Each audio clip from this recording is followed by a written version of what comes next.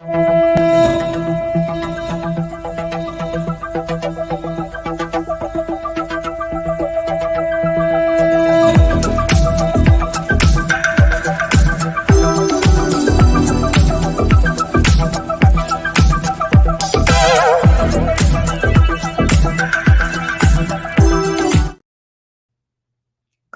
day, everyone. Welcome to Is Your Way in Your Way podcast. And I'm your host, Cassandra Crawley Mayo. And for my listeners, for those who are new listeners, let me share with you what this podcast is all about. It's for listeners who are ready, really ready to move forward in your life, to overcome those obstacles, to mitigate those self imposed barriers, even some of those external barriers that's preventing you from living your your best life.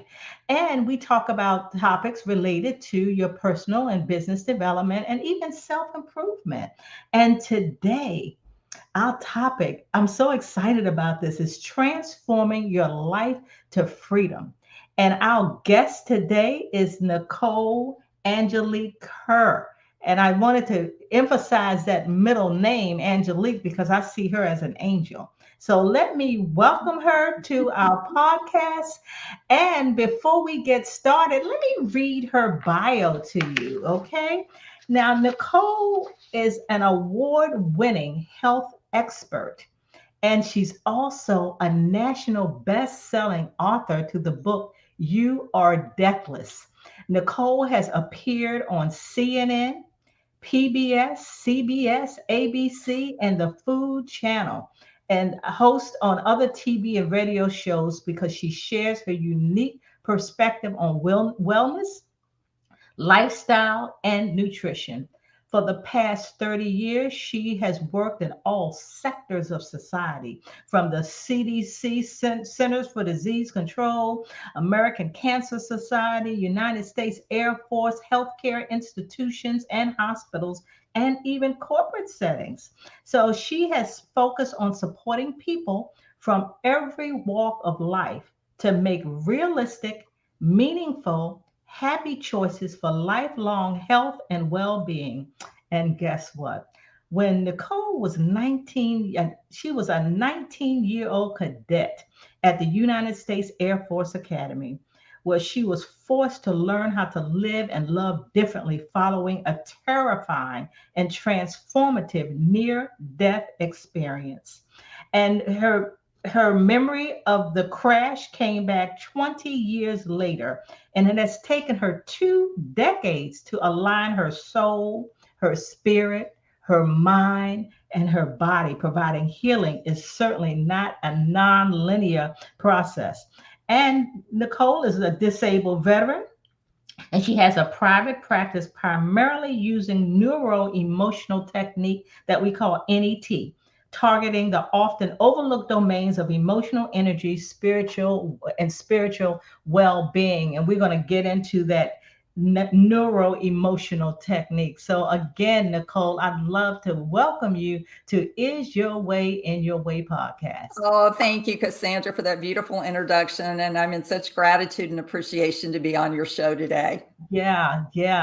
And my first question to you is, like, when I was studying and seeing all the great things you have done, but yet there was a price to pay.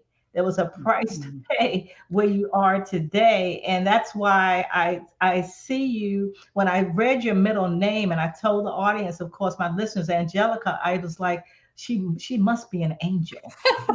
So what I want to know is, I want to know about that near death experience, in which, so I tell you, it's just something, because when you were a 19-year-old cadet, it took you decades, right? To figure out, even to remember what happened. Tell us about that. What happened? Well, first of all, I think a picture is worth 1,000 words. So if your audience can see that picture, that was the car that I was in. I was a passenger. It was a 1965 Corvette convertible. And I was getting a ride back to the Air Force Academy after a squadron event. And I was with someone who had been drinking and was an alcoholic. He was older than me. And needless to say, we never made it back. And the only thing that I remembered for 19 years, almost 20 years, was this bright white light. And that's the only thing I remembered until I was working at CDC one day, and I went to Starbucks, and it certainly wasn't the caffeine from the the latte I had. Yeah. But my memories started coming back of how I was sitting in the car, which contributed to the injuries, because I could never figure out how I cut my left foot off and how I cut up all my insides of my legs. Then I severed my right wrist, and I just broke my pelvis on both sides. I never could understand how my brain was pretty much saved and my spine. And so that day I could clearly see how I was sitting in the car, and it was with one leg up on the dashboard and the other one with my leg folded over. And so I went butt up through the windshield, and the memory just started coming back. So instead of going to work at the CDC, I went to my chiropractor who did body work, and he told me that these were repressed memories and that they were coming up. And I said, you got to be kidding me. This was 19 years ago. Why are they coming up now? And he said, when your body begins to feel safe and you're in safety, and meaning that you feel like you can actually deal with the emotions and the memory of what happened, and you have the support. You really need those two pieces in place when you have been traumatized. You need safety and support, because if you don't have the support, you're on this journey yourself, and you start thinking, am I remembering this right or not? Or did this happen or what? And you question yourself and you doubt yourself. So you need people that are trained to deal with PTSD and trauma to help support you, to get you on the right road of mental health and physical health, and what eventually evolved for me was spiritual health. And those are all quadrants in the wellness wheel, and I had to learn them all. And that's why I went into the field of wellness, and I started out as a dietitian. But I want to go back to the near-death experience, because I didn't think at 19 years old that I would die. No one does. And that's the thing about death. When I crossed over to the other side, my mission was directly given to me by spirit when my memory returned, and that was to not be afraid of death. And while seemingly quite simple, like you said, it's taken me almost 4 decades to understand what that looks like for me. And now I actually understand that purpose, and I have shifted my focus toward the spirituality that is essential to our wellness. And if you think about almost every book that is written, death itself is cloaked in this veil of doom and gloom. And our death has this cloud of depression and negativity around it throughout our culture and society. And to be honest with you, Cassandra, we're in death denial. We don't think it's going to happen to us. We don't like talking about it. We don't like dealing with it. And the truth is, it's a shared experience. We're all going to die, and we all of our loved ones at some point are going to pass, some maybe sooner than others. And so my experience, along with hundreds of thousands of other people that have had near-death experience, is 100% different. And that is that death is absolute beauty, light, loving kindness, and peace on the other side. And that is the message I was given. And I will tell you, when I was on the other side, what I also realized was the God that I was raised with was not the God that I experienced on the other side. I was raised Southern Baptist and Lutheran, and both of those and most religions institute fear that God, you ought to be afraid of God if you do not follow a certain set of rules, depending on what religion or church or denomination that you go into. And so at 19, I was afraid of God. I was afraid that I had screwed up, that I was a bad person, because I had had some alcohol that day. And, it was really a process for me to have to reconceptualize God. Yeah. And your beliefs about God shape your relationship with death.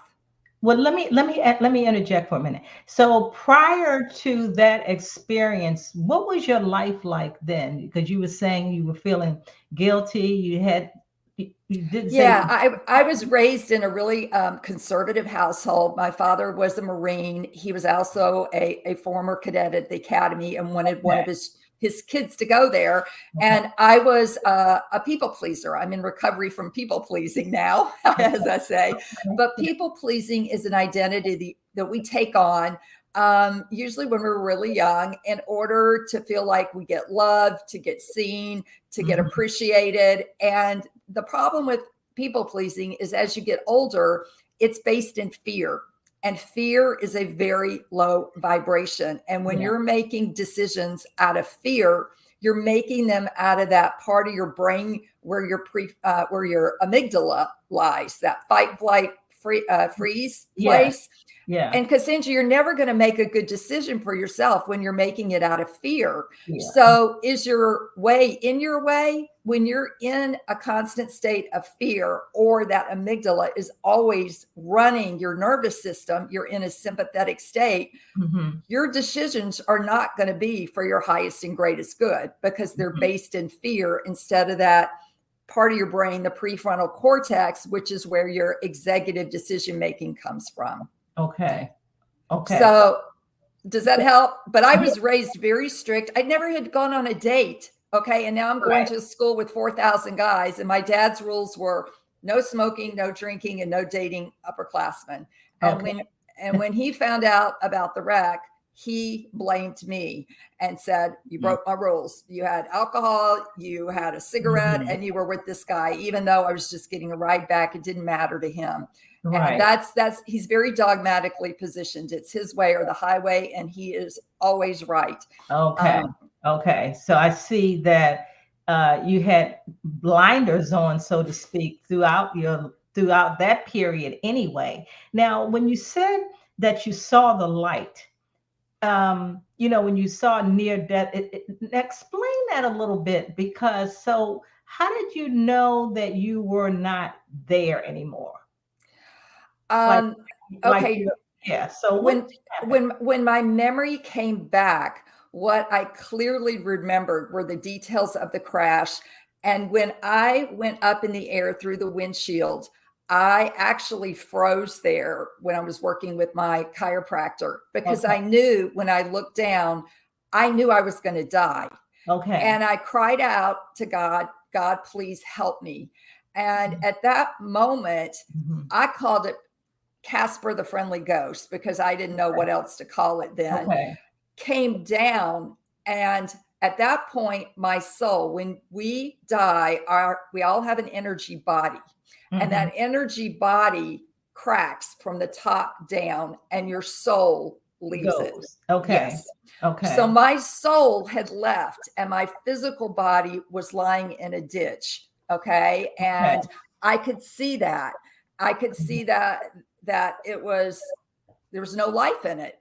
And Yeah. I later found out that through the EMT that was there attending me, he came to my hospital room 10 weeks later, and I've stayed in touch with him all these years. He Yeah. told me what happened when he got there. And he said, "Nicole, it took us about 10 to 13 minutes to get there.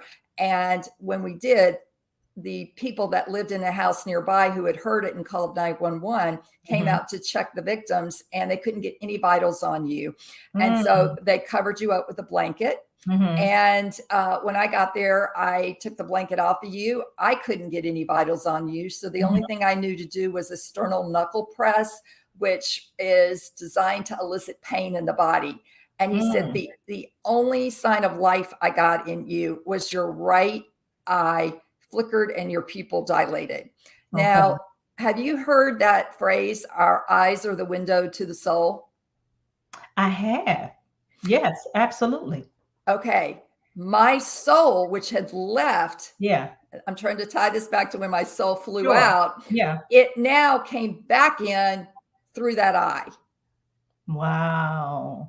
Okay. And at that moment, he was able to get a blood pressure reading on me of 60/0. Now Okay. that's still grim, okay, because a Yes. normal is 120, 130/80. Right. So at least he knew he had some life in me, and just immediately got me into the ambulance, into the nearest community center, and just prayed I would stay alive. Right. But that is that soul part of me that came back in, because when I was on the other side, I Mm-hmm. was told that I was going to come back, and I didn't want to come back. Mm. It was so Wow. beautiful over on the other side, and so freeing, and there was no pain, and there was no suffering, and there was no negativity, and there was just this, like I was in this cocoon of Wow. absolute, like I was an astronaut floating in space. It was so beyond words, really, to describe the feeling on the other side. And so when Casper, I'll say, Yeah. told me that I was going to go back, I was like, no, no, no, no, no. I don't want to get in that body, because I knew that it was going to be pain and suffering with all the Yes. injuries. And I was going to be put back in a state of infancy, that I was going to be dependent on my parents again, meaning I was going to be back in the Baptist church, back in the Yeah. Lutheran church. Yeah. And so I had to completely repress my whole experience on the other side and do what they wanted me to do in Okay. order to survive. Okay, okay. So, our topic is today is transforming your life, how to freedom. Now, why do you think you had to go back at this time in your life? What's going on with you now that you had to return back? You were told that you had to go back. So you had to go back for a reason. So you had all those emotions prior to your near death experience, the fear, the childhood trauma, drama, and all of that. But then for some reason, and I like to say it's God, for some reason, the decision was made, number one, that you had to go back. You would not remember until 20 years, until a couple of decades. Why do you think that happened for you? Because I had the concept of God wrong. I Mm, believed, this is getting at your belief systems, the limiting belief systems that yes. you live by, that run your energy cycle and that run your mind, and why you keep sabotaging yourself when Mm, you want to change something in your life. And I saw this with food when I was a dietitian. People would come in with diabetes and stuff, and here's your food plan. You need to stick to it. They want to stick to it. They know the consequences if they don't. And yet they would hit a stressor or trigger in their life, and they would go right to the Ben and Jerry's. They would go right to their mhm, comfort foods and keep mhm, sabotaging themselves instead of being able to heal from it. mhm, So I realized this was something that was unconscious that was going on in people. And mhm. it turned out that's what was going on with me too. I didn't want to feel it. The issues are in your tissues, is what we say. And Okay. that's because you're not wanting to deal with emotions that you have repressed. And all Okay. of us have emotions that we have repressed at some point in our life. And our body gets stuck at the age that they were not processed and released from our body. Mm, So that's what was going on with me, is I finally had gotten to a point where I realized God on the other side, when I remembered, was not fear at all. And when mhm, you go back and you look at the definition of fear in the 1600s, when the King James Version of the Bible came mhm, out, mhm, fear actually meant awe and reverence. mm, Okay. And mhm. that is what I experienced, was this awe and reverence of this white light, as Mhm. this, just feeling so, oh my goodness, just so blissed out in that. Yeah. But there are also all these colors that are not in the Crayola color box that I Wow. saw and experienced. There Wow. are other, I heard other angels and guides, spirit guides on the other side. I could hear, but it wasn't I was in soul form. So it wasn't like I had to hear that and then translate it back into English. It was vibrations and it was frequencies that were going on there to help me understand that. But it took me a long time to realize that God is love, period. And God is an energy, and there's nowhere that God is not. Not one religion owns God. Right. God was never born, and God is never going to die. Yeah. And God is not going to stop a war, start a war. It's not about praying to God to do something specific, because it is not a person. It's not personified. And so it's just this loving energy. And I was like, wow, there was no judgment on the other side. Can you imagine how our lives would be if we didn't judge ourselves, or less judge other people? So one way we get in our way is we judge ourselves. And I want to tell people, start there. Quit judging your actions or your behaviors or your thoughts. Take that word should and toss it out the window, because that is a shaming word. Every time you use it on yourself, or you use it on your child, or you use it on another person, you are shaming them. So absolutely start catching yourself when you say that word, shame, should, because it is shaming you or someone else. So start being aware when you're judging yourself, whether it's your body, if it's not in the shape you want it in, or you just drank too much, or you did something that you lied about, something that you shouldn't have, or whatever it is. Start having some compassion and some empathy and sympathy for yourself. Okay. And that love, because you can't love yourself when you're judging yourself or when you're angry at yourself. Those two can't coexist. So it really is trying to be aware of it first. And that is the first key to anything, is awareness. And then you can't go back. Once you start becoming aware of something, it's like, this isn't serving me. Right. And the other, go ahead.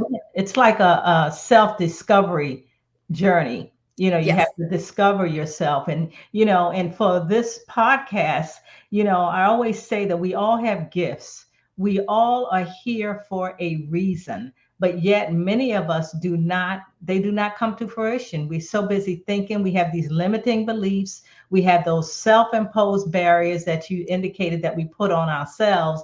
And what we're trying to do is diminish those, dismiss those. And because it's a process, and these are the things, these emotions we've had, and it's not easy to overcome, but they can be overcome. And I always say that if we are doing what we were created to do, we would have so much more meaning in our lives. And, you just feel more fulfilled. And I also said, the richest place, where I was talking about, there was a minister by the name of Dr. Miles Monroe, who used to say the richest place in the world is the graveyard. And the reason that it is because there's so many unmet dreams. So, I don't know, prior to your accident, did you have any dreams? Was there something you always wanted to do, always wanted to be, or as a child, you wanted to do this, you wanted to be that? Did you have any then? I did. I wanted to be a ballerina, and I actually was taking ballet, and I got very good at it and got a scholarship to New York. And then my dad said, no, you're not going, because your education comes before ballet. And then I grew through 3 inches, which put me at 5'11". And when you go on point, there was never going to be anybody I was going to be able to be paired with, that would be tall enough. But he's like, no, you're not going to do that. So that was one of the dreams I had, and then I had a dream that I wanted to go into fashion and into that whole industry, and once again, no, he was an entrepreneur, and he wanted all of us to be to be entrepreneurs. And he thought, okay, that's the best route for you. And to go into the military academy, it's going to make a woman that few can rival. It's going to make you special. And, he just really sold me on it. And of course, I went up there thinking that I could do this. And the truth was, it didn't match any of my abilities. It's all about engineering and aerospace and all this. And that's not my forte. I love psychology. I love anatomy and the body and all of that kind of those arts, liberal arts kind of things, not the heavy sciences of physics and stuff. So I was mismatched completely. I was not a varsity athlete. And that's what most of the people that go there are, just to get through boot camp. I was like Private Benjamin. I was just always lagging behind. My soul, and I believe most people, their souls are not meant to go learn how to kill other people. And I think that is why we have so much, we have 22 veterans, and I am a veteran. 22 veterans a day in our country commit suicide, Cassandra. And that is just unacceptable. And I think part of that is soul loss. And that's something that we do not address, is that when you go through trauma and you're exposed to horrific and atrocious things, and most of them are in the name of God. Okay. It absolutely does something to your soul. So it fractures in order to protect you, but you never know to call back in those fragmented soul parts and get your soul whole again. So just like with a flesh wound that has to heal and you have to pay attention to it, mental health wounds, depression, anxiety, PTSD, you have to pay attention, give your body what it needs. The same is true for soul. You have to look and see, okay, have I experienced soul loss? And one of the first symptoms of that is you don't want to be here. You don't want to be on this planet anymore, Lack of hope, maybe. Yeah. And then you get into like an addiction, because that puts you in a trance just to exist. Yes. Oh my gosh. I was thinking about in my book, I think probably one of the first or second chapter, I talked about how your childhood it has so much to do with your adulthood. And I know that I have listeners now that have not had great childhood, had great experiences in it. But one of the things that I did say, that you still would have to forgive whatever happened as a child, because your parents did the best that they knew how at that time, and how that can keep you stuck too, by you dwelling on what my mom and what my dad used to do. And that's why I'm not where I am today. But just with your experience, it sounds like all that your dad had shared and the dreams you had, and he was more or less sound like dictating what you would do, your life. But then, but because of the accident, then all of that changed. What I didn't ask is, your father still living today? He is, and my mother too, and they live in Australia, and I do not have any contact with either of them now. You don't? Okay. So let me ask you this then. It's interesting when you talked about the soul. Now, define the soul for my listeners. What is the soul? Okay. This is my opinion of the soul. Okay. Your soul is it's your eternal self, which includes all your lives, experiences, and the whole, quote, you. Okay. And the spirit is that part of you that incarnates and draws around you the energy and character of each incarnation. So what I mean by that is, this isn't our first rodeo. Our soul actually incarnates again. Okay. We come here to learn lessons. And we don't learn that lesson, or we need to learn another lesson, our soul incarnates again to give us the opportunity to learn it. Okay. Because it's about our soul's evolution. And that's why some people feel like, oh, that seems real familiar, or I feel like I've been dealing with this for so long. It's just not been this life. And it's kind of like there's also generational imprints, there's ancestral imprints, and there's these past imprints of your soul's past life that you never healed. You never worked through it. Like I never broke free from the belief systems of my family, and now that I have, and it's been extremely painful to feel like, everything I was told about my family, they would always be there for me. Yeah. That kind of, those things, they just really, in my case, are not true. And so it's been very difficult to let them go. I wish them well, and I wish them health and happiness. But for me, they were very toxic because they are now religious addicts, and it's their way or the highway. And they believe really strictly the word of the Bible, and they interpret it in that way. And they don't have any room for anybody else's experience or opinion. And unfortunately, it's cut off my being able to communicate with them because, yeah. Okay. Well, tell us about that NET, the neuro emotional technique. What is that technique about? First of all, it's not invasive. Okay. So no needles or anything like that. Okay. It's a process that I got exposed to about 8 years ago when I started belching, and I had no idea why I was belching. And so I was the director of a wellness center, and a friend that came to an event said, Nicole, why don't you go see this chiropractor who does something called NET? Because I think this may be emotionally based, and he's really helped me. So I went, and the first session, he nailed me. He said, Nicole, this is you're over concerned for your parents. This is your need to please. This is all of these things your whole life. They're sitting in your stomach. Okay. And it really is. The Chinese actually figured this out 5,000 years ago, that each organ is associated with a different emotion, like your liver holds anger. Okay. Yeah. And so what it is, it's a technique that is a stress response technique. So when you get triggered in the present day and you don't understand what the trigger is, it helps you to figure that out, because it looks at it looks at the unconscious. Okay. And it does it through acupressure points. And then once you can locate the emotion, because most of us are very emotionally illiterate. We only know bad, sad, glad, and mad.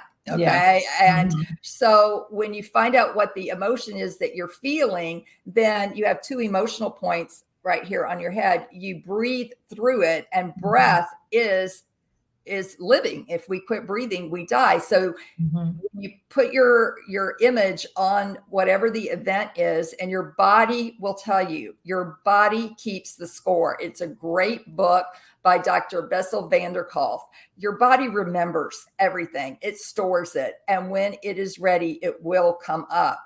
But a lot of times you'll go to the doctor and they can't find an organic reason why something's happening. All your lab tests come back. I will tell you, it is either unprocessed emotions that are coming up that need to be healed, that are sabotaging you presently, or it is a spiritual issue, that your concept of God is on the wrong path for you, and it's causing you to live in fear.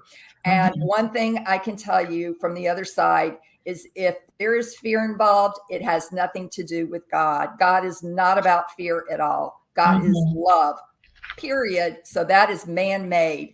And that is what you have to work through, is realizing, okay, just because my parents and my grandparents and all of them believe that way doesn't mean that that's the way I'm to believe. Is start awakening to your truth and to, go through and unwind all these different filters. There's, in my book, I talk about a little girl that I was working with NET, because you can do it with children, you can do it with pets. Okay. And she was 6 years old, and she was going to a evangelical church, and she was adopted, and her mother called me and said, she's scared that she's going to go to hell, and she's going to be separated from her family. And so she's starting to wet her bed and all these other symptoms. And so I said to her, okay, can you tell me, what is your version? What do you think of? How do you see God? And she eagerly told me, God is a blue spirit with colors and balloons in all different colors, no head, and can talk. And so clearly this little girl is still having a direct experience with God with no filters from other people involved. And her understanding inspired me. And your own experience of God may be totally different. It's probably not going to look anything like hers or mine, but you need to really explore what is your concept of God and what do you really believe? Because I grew up believing that God was a vending machine. And if I did the right thing, that the right reward would come out. And what I realized in boot camp, that wasn't true. And it was a real crisis in my faith at that point to realize I was going through all this stuff and I was praying that this would happen or not happen. And none of it did, it didn't matter. And so when I had the accident, I was in a lot of fear.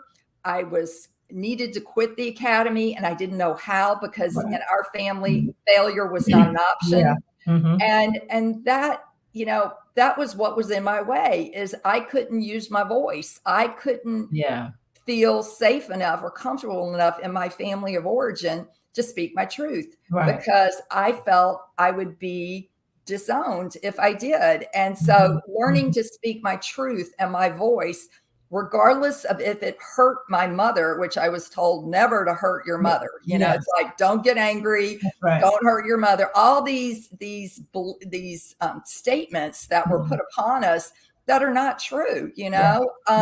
Our mothers do things to us sometimes maybe unconsciously, but they hurt us. And it's okay to say, when you did this, I felt hurt, and that's expressing your emotions instead of just cutting them off and just going, oh, let me swallow this so I don't hurt her feelings, Right. That's right. Well, Nicole, let me ask you this. For the listeners that are trying to overcome obstacles that are, and I said we want to mitigate barriers that's preventing them, because let's say everybody here, there's something they want to do. It could be as leaving a relationship, changing churches was not being served in a church, or changing jobs, or knowing they need to relocate, or just a lot of different things, but they're stuck or want to be an advocate for a cause. And they just can't seem to get there. All of this is meshed in their brains, and they feel like they're in a prison and they just can't get out. What advice would you give them to help them to start, because this is what I ask people. From a scale of 1 to 10, and if I ask you, where are you on that scale from living your best life, 10 being the highest, where would you be? So for individuals that know, number one, what does it look like to live my best life, but yet I can't do it? I'm stuck in doing it. What advice would you give them? First of all, to have some compassion for themselves and not to judge themselves for being stuck, because we all get stuck. And so secondly, I would say there are a lot of different techniques. We operate with about 5% consciousness. The other 95% is unconscious. That's all the programming that you've been exposed to up until this point in your life. Okay. So check into NET, EMDR, biofeedback, hypnosis. All these different modalities are starting to come out that help you connect to the unconscious realm, which is where these sabotaging and limiting beliefs are living. If you knew it consciously, you would do something about it, but you don't know what you don't know. So that's the part about not blaming yourself, but really start looking into these different modalities and give them a try. You may hit on one. Some people like the tapping, but there's all these different, we're blessed today to have so many different modalities that are looking at these unconscious belief systems, because you need help with that. You can't identify them in your own mind. Secondly, I would say to you, what is your concept of God? Can you articulate that to me? What does that feel like, look like to you? And then thirdly, I would ask you to look at your relationship to your soul. Because growing up, the soul to me was, and this is in Mississippi, was soul food, soul music, and your soul would go to hell and experience the wrath of God if you were bad. So that's all I knew about my soul. So I've had to come into a relationship with my soul, that part of you that leaves you upon your transition. Okay. Because that's the part that lives on. That's the part that's deathless.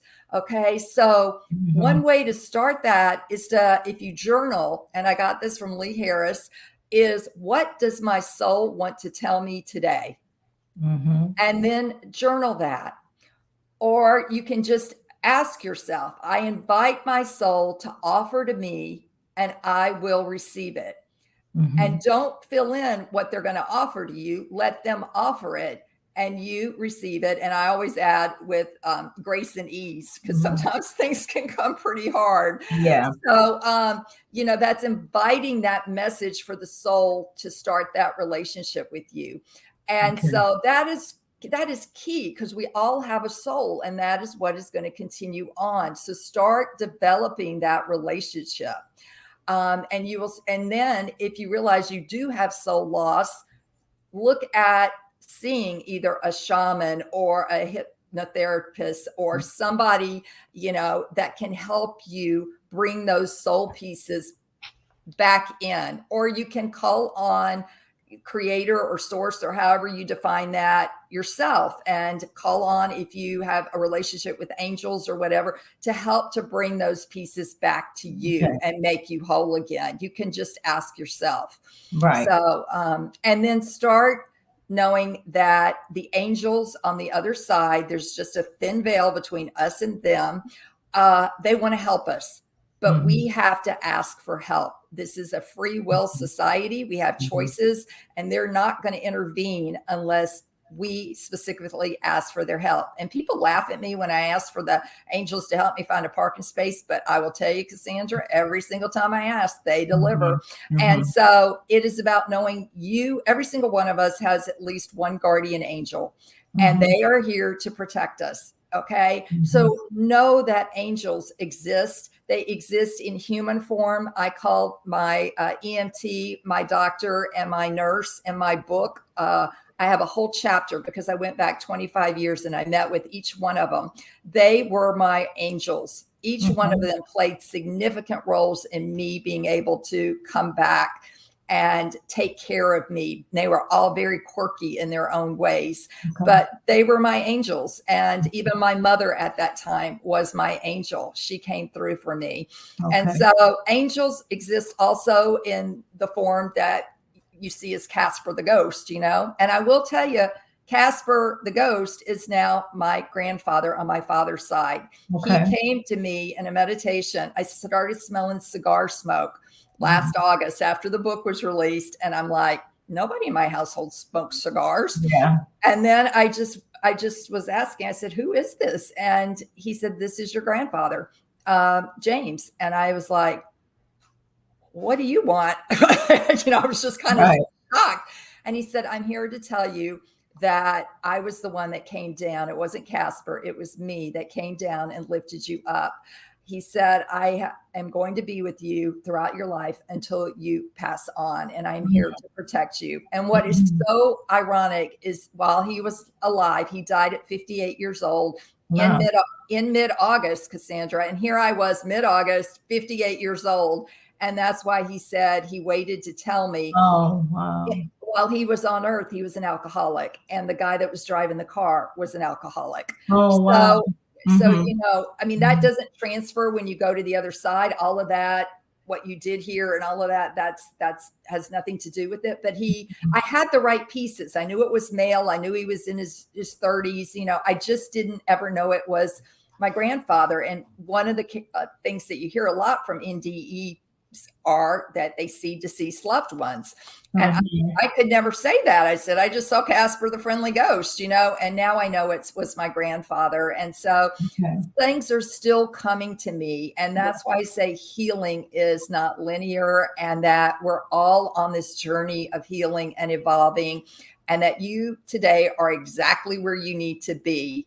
Mhm. And to just know that there are options for you to get unstuck.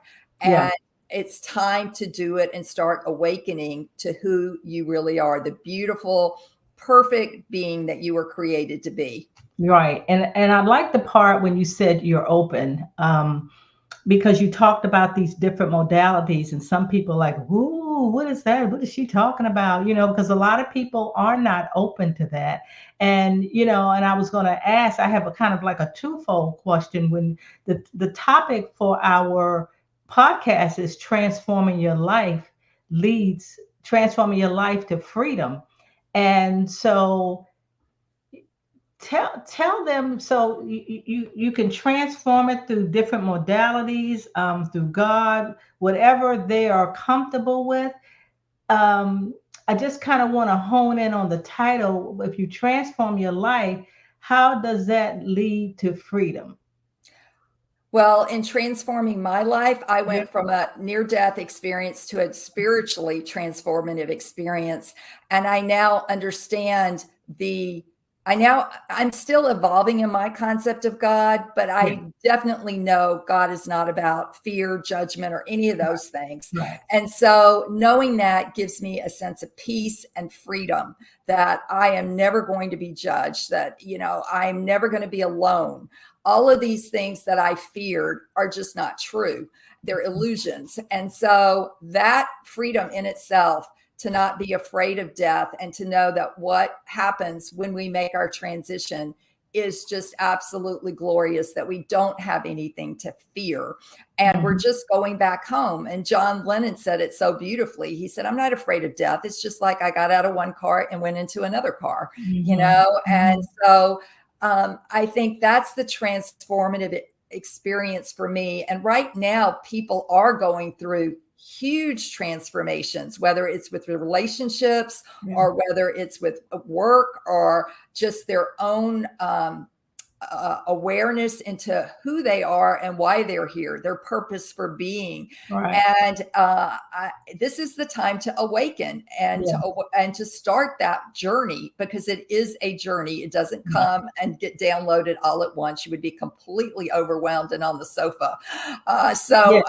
Yeah. Just know that it does take time, and Yeah. sometimes it's two steps forward, one step back, but at least you're on the path and your intention is set, that I do want to awaken to my truth and to who I Yeah. really am, and to Yeah. my connection with the whatever is greater than I am, Yeah. and when you set that intention and put it out there, it will be met. Yeah, I agree with you, Nicole. And that's why I started this podcast, because somebody is waiting for you, listeners.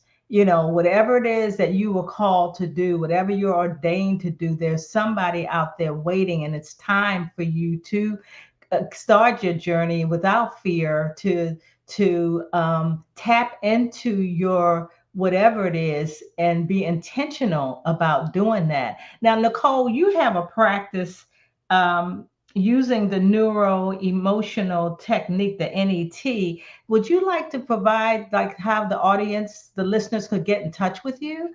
Well, I've actually gone on a hiatus to promote my book, so I've closed my Okay. practice temporarily, but you can go on the website netmindbody.com, and they have practitioners listed by states. Those who are certified in it, you'll find chiropractors, you'll find therapists, you'll find healthcare workers. It's an additional certification that they would get. There's also a great YouTube documentary that explains it, called Stressed, Stressed. It's had thousands and thousands of downloads, but it explains the process of NET and what's going on in your brain. And they're Mhm. using it now with veterans. They're using it with cancer. They've documented it in medical journals with cancer patients, the fear and the stress that comes with hearing the diagnosis, I have cancer or you have cancer. Yes. And they never get out of that loop. So their whole treatment, they're stuck in that fear and all these emotions that have come with it. They never were able to release them. And that actually is harming their recovery to not be able to release those emotions. So they have shown that, a couple of sessions with NET actually did calm down that part of the brain that was lighting up, the hippocampus where the memory was stored, and it didn't light up again. So it does work. There is science behind it. It's not some quackery kind of thing. So I encourage people to go to the website and to see the YouTube documentary Stressed, and, ask questions with whatever provider you call. Ask a lot of questions, so you're comfortable with it.